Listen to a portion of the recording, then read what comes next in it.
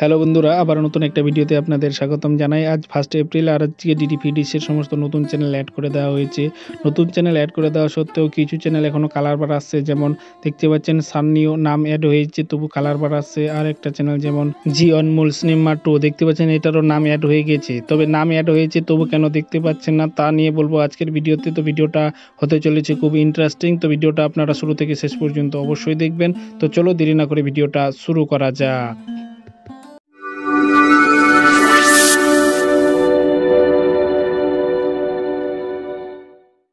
তো বন্ধুরা, আজ 1 এপ্রিল আর আজকে ডিডিপি ডিশের সমস্ত নতুন চ্যানেল অ্যাড করে দেওয়া হয়েছে।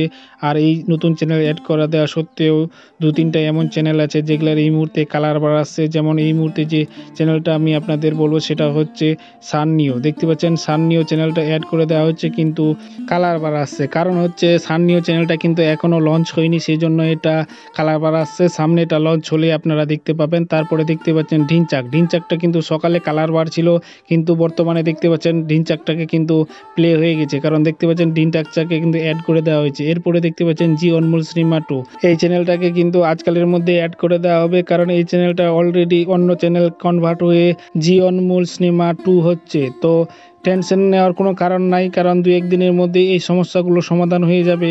তো ইনফরমেশনটি কেমন লাগলো অবশ্যই কমেন্ট করে জানাবেন। পরবর্তী ভিডিও পেতে বেল আইকনে অল নোটিফিকেশনটা অবশ্যই অন করে নেবেন। কথা হবে নেক্সট ভিডিওতে। Thank you.